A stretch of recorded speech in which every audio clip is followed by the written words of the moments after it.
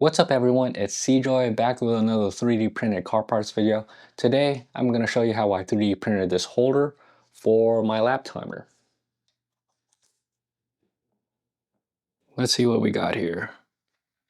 This is the AIM Solo DL. It's a popular choice for track day people to keep track of their lap times, but also it does some data logging.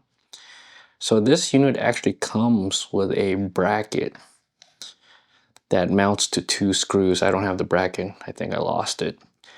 But anyways, I've seen some people make a 3D printed adapter to that bracket that comes with this unit and then attach it to GoPros and whatnot. But if you're wanting to make a custom 3D printed integrated like holder for this, then that's what I'm going to show you guys today. So my method of creating the 3D printed holder is, if you look in the back here, there's all these little cutouts that kind of go on the perimeter of the back of the lap time holder. And I think it's just used for like fastener holes. But anyways, I was thinking it would be cool to 3D print something that will kind of like go to each of these hole locations and kind of crowd this holder to secure it. And that's what this is. So all these little, I'm going to say posts, pretty much is going to go inside and crowd each one of the holes on the perimeter of the lap timer holder. So how I'm going to do that is use my Einstar 3D Vega.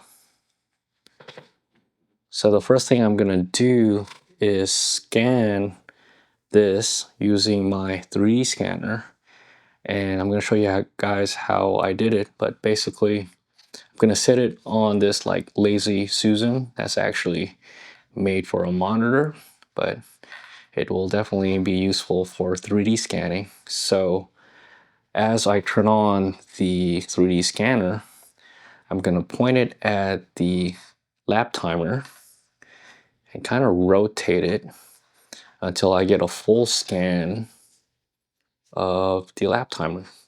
I only need the back. I don't need the front because this holder is going to be attached from the back.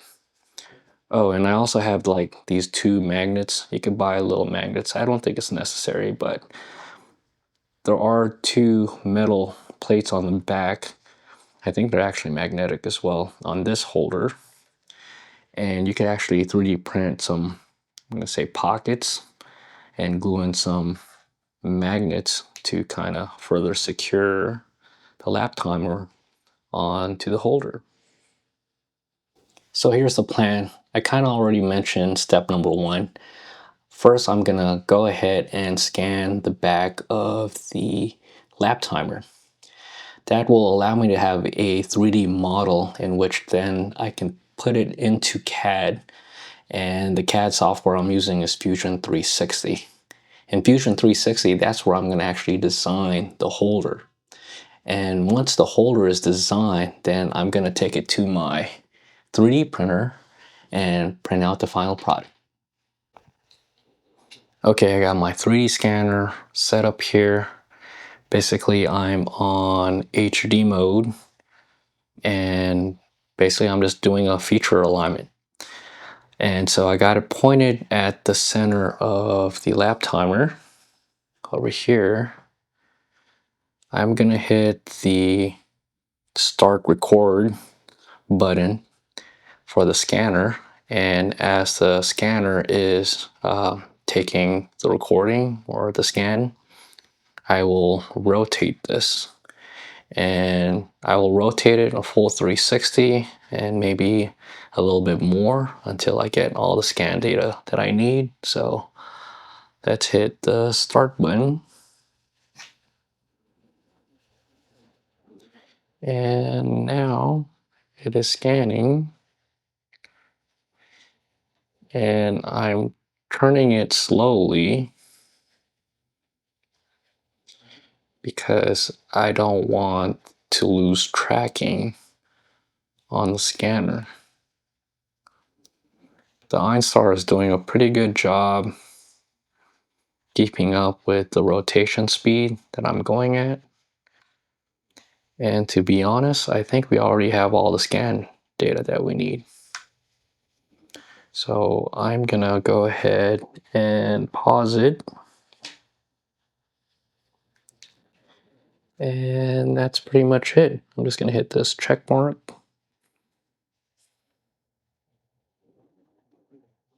Hit review your scan. It'll be easier to see on the computer. And then you hit complete. That's all you gotta do to get a scan of whatever you're trying to design. Okay, let's get started. I've obviously done this already since I've 3D printed the part, and I haven't done this for a while, so I'm gonna try and remember how I did it and do it from scratch, basically. So I have a blank document open. So first I need to find where I put that scanned model of the lap timer. Insert mesh. Sorry guys, I haven't done this for a while. And here are all my 3D scans. And you could tell I've been busy doing all kinds of work. And there's a bunch of people messaging me on Facebook. Should really turn that off.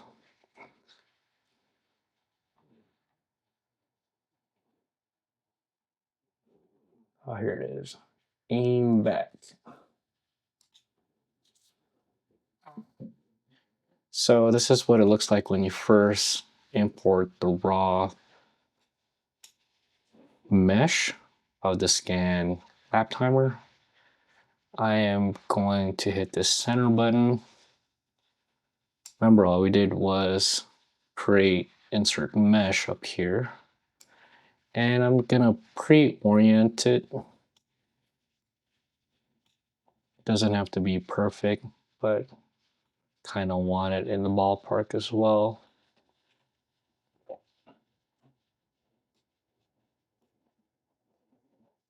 Hit center again, and I'm just gonna hit OK. Actually, let me fix this last orientation. I'm gonna hit OK. And from here, I think what I want to do is actually make a new component. And I'm gonna say this is the scan model. And then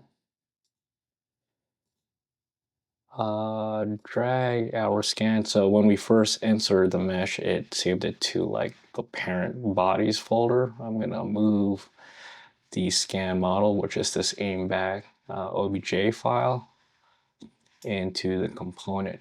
And I'll click the side of this name to kind of activate that I'm working in the space of the scan model component that I just created. So here it is. Now I'm gonna take the time to align the model onto our default planes or origins. So what I'm gonna actually do is open that bodies folder, select my obj file, and I'm gonna direct edit. So in direct edit mode, what I want to do is create some planes based off the object, and that will help me align the part to the design plane, I guess. So what I'm going to use is I'm going to construct a plane through 3 points. So let's make a plane on the back. of the scan model. Doesn't have to be perfect, but double check that it is where you want it. And I'm going to hit OK. So that creates a plane. And I think what I want to do is also make a plane. I'm going to change the view. I'm going to hit Control 4. So we kind of see like the surface and not all the little millions of vertices. Okay, I'm getting disoriented. So this is the bottom. So I'm gonna construct a plane through 3 points. And when you're selecting these points, you kind of want to spread them out, kind of like a triangle. So you kind of sample like the entire surface you're trying to create a plane for. And I like that, so I'm gonna hit OK.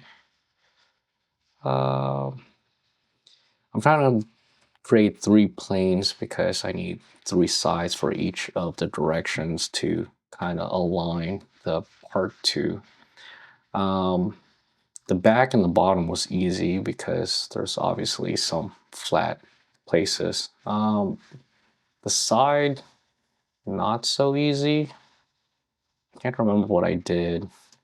I do see like this small flat piece on the side, a little tab. Maybe that's good enough to use. Let's try that.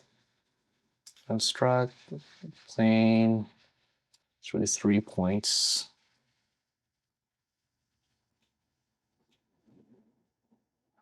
Okay, and what you could do is actually enlarge these planes that you make by kind of like hovering the edges.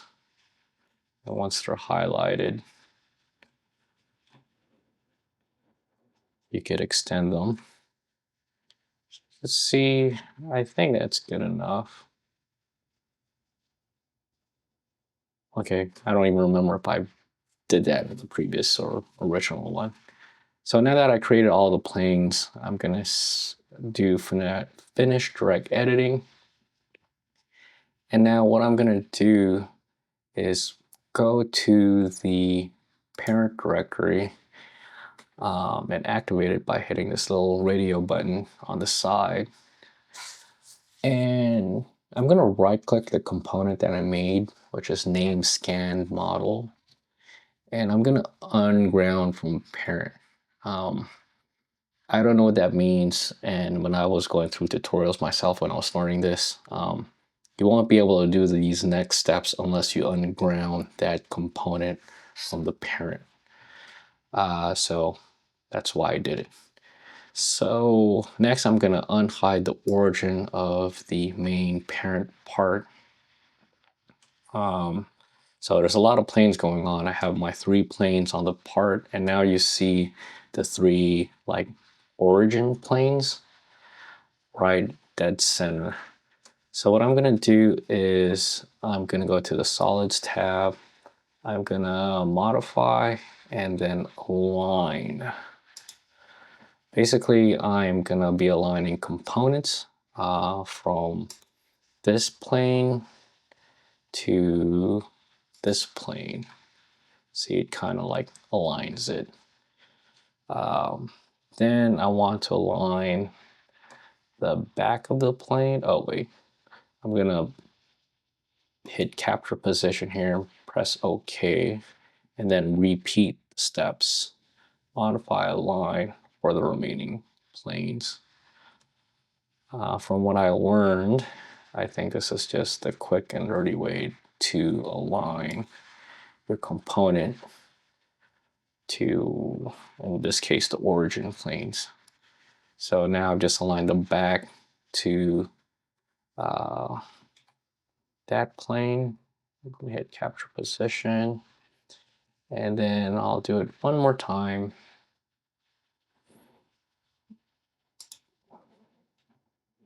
I think, which plane did we not do yet? Oh, at the bottom. Bottom plane to the bottom of the origin. Position. Okay, so there we have it. And to kind of make it look cleaner, I'm gonna hide the planes from the part. And we kind of aligned it to the left of this. To be honest, if I was working on this, I'd probably create another plane on the other side, then a center plane, and have this like totally centered. But we're just gonna work with what we got here. And something to be careful about is when you're aligning these planes, just because I picked 3 planes, they're not like necessarily perpendicular or 90 degrees from each other. So as you're aligning each side to like the origin plane, it might not be like completely perfect. So just keep that in mind, make adjustments if you need it to be that precise. But for the sake of this video, I'm just gonna go with what I got. Now, I think the next thing I'm gonna do is go to surface.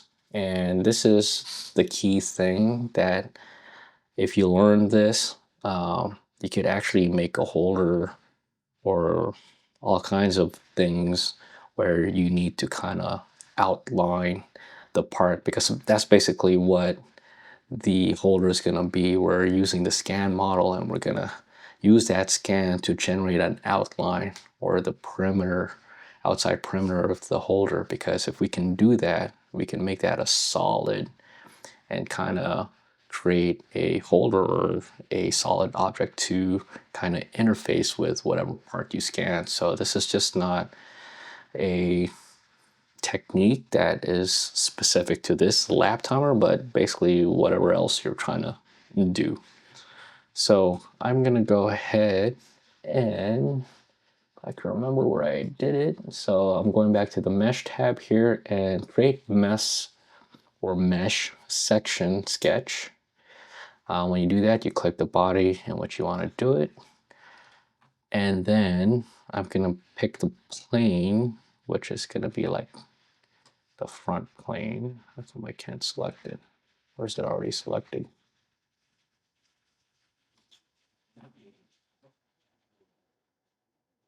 Oh, so I clicked the body. I got to click the section plane. My bad.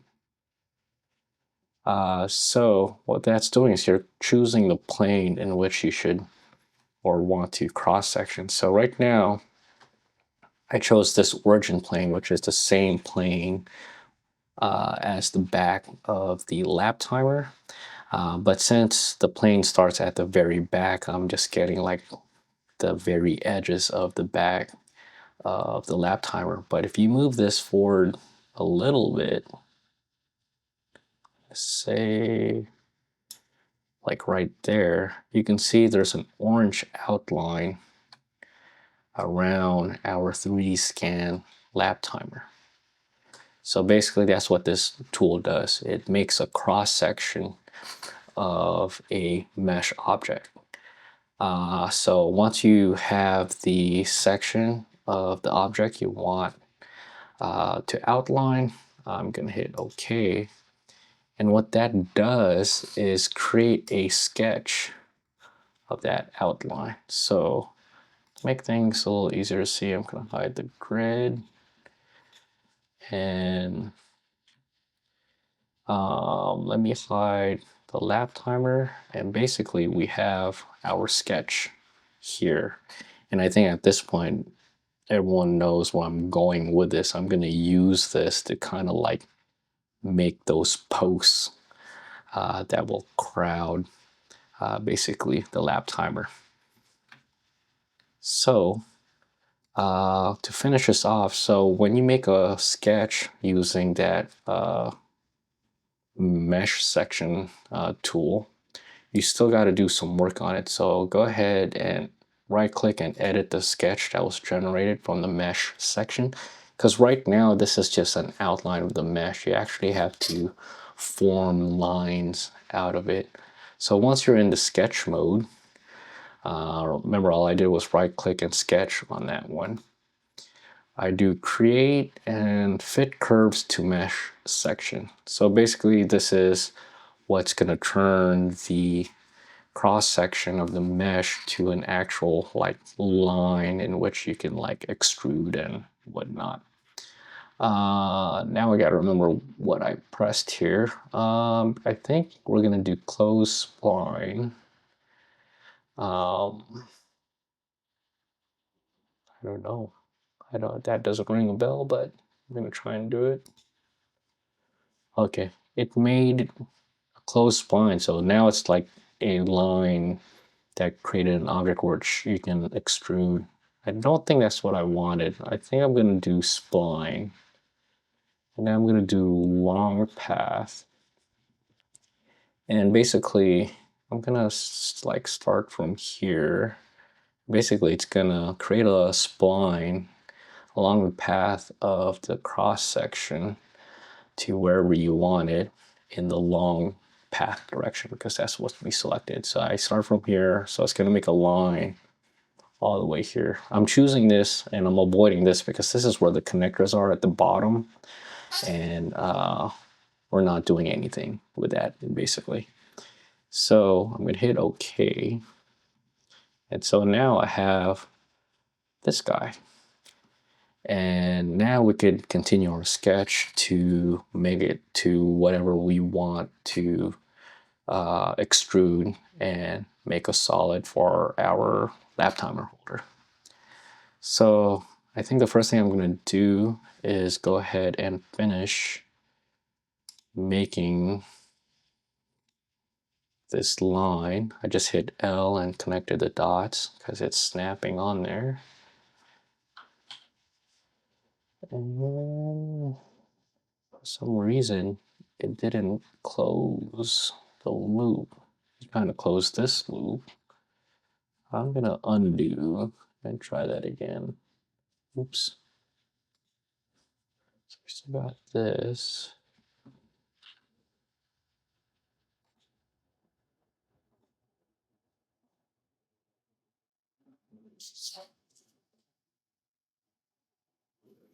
Why is it only?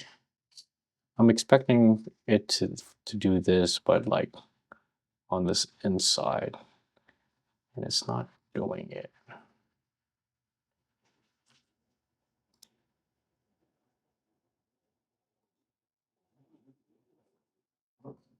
Okay, I think for whatever weird reason, when I was connecting this line, uh, it would close the loop for this bottom portion of the mesh section.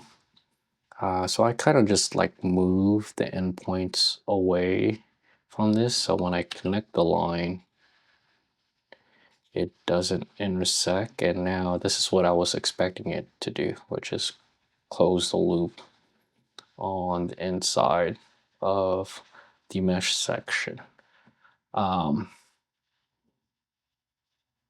Yeah, that's weird. But I guess what we can also do is maybe just complete the whole section. Oops. So let me delete everything. Let's do this again.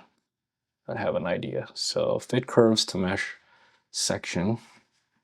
I'm gonna say here to here, but in the long direction.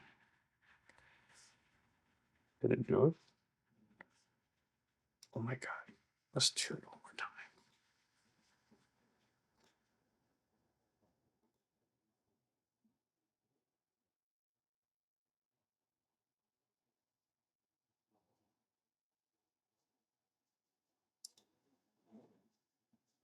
So basically I just closed it and just captured what I said I didn't want to capture. What I'm thinking is maybe I could, yeah, close enough to what I was trying to do. And then I'm gonna use shortcut using S and break. I wonder if it's gonna break. Yeah, it's gonna break there. reason I broke that there is, again, I don't want this bottom part, so let's delete it now. And is this a closed loop? It must be, because when I click on the inside. Okay, slight hiccup, but I think that'll do. So from here, I don't think I'm gonna redo to the T what I did originally on the part I showed at the beginning of the video. But to give you guys a gist of it, I think all I did was, I'm still in sketch mode, do a fit point spline. Basically, I kind of closed all of the posts, because remember, this section is the inside and we're trying to make posts. So you need to close the loop on the outside. I think it'll make more sense after I finish this sketch. Again, I'm not doing it as pretty as my other one, but I think you guys will get the point.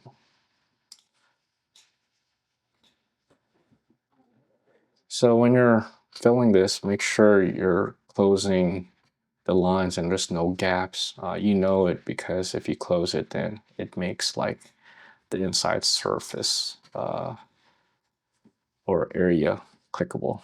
So let's just finish the sketch here and show you where I'm going with it. So again, this is our lap timer, and basically we made this crazy sketch on the back of it. And now that it's kind of like showing both, the reason I close those posts is because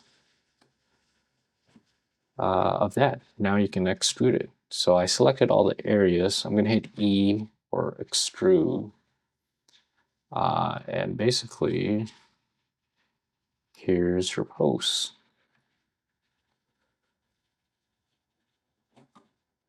Okay. It doesn't help that both of them are gray. Let's change the appearance. Appearance. Oh my god, it changes both of them.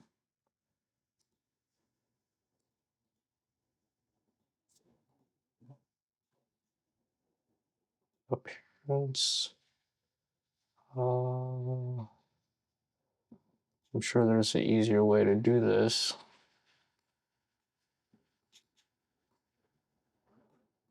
Oh man, you guys aren't gonna like the colors I'm about to pick.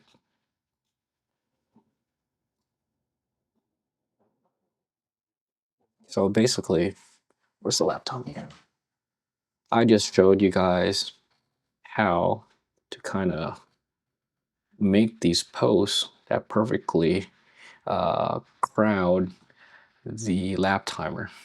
So it'll probably be a tight fit, but I've tried this before. I don't remember adding some tolerance. Usually you want to give it some gap for, you know, printing errors or scanning errors, because if it's too exact, it might be too tight where you can't like insert the lap timer.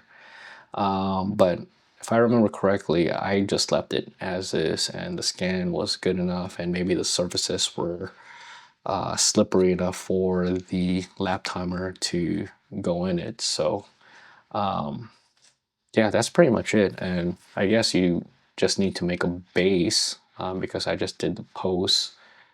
Let's see if we can do that real quick.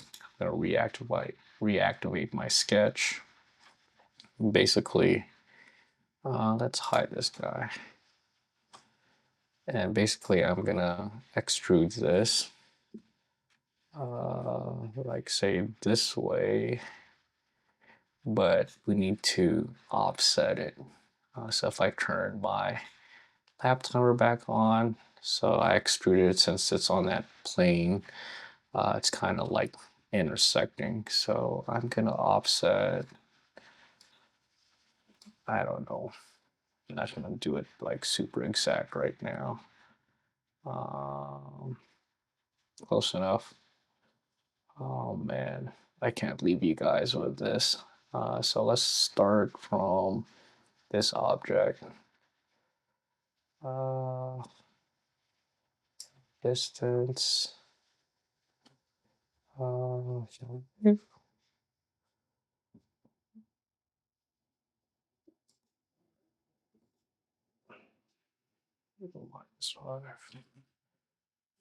Okay, there you go. I meant you guys could take a little more time for whatever you're doing, but again, just for the purposes of showing you guys, um, that's how I would make the base. There you go.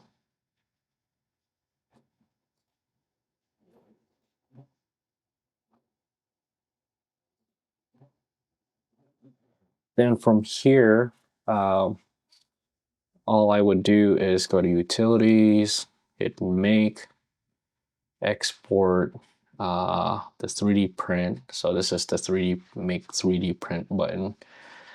Select this, and basically you output it as a STL file, and then you bring it to whatever slicer you're using. In this case, I'm using a Bambu Lab, and get it printed. You know what? Let's just finish it. YouTube slicer example. I'm gonna save it to my desktop. Save. Then I'm gonna open Bambu Studio.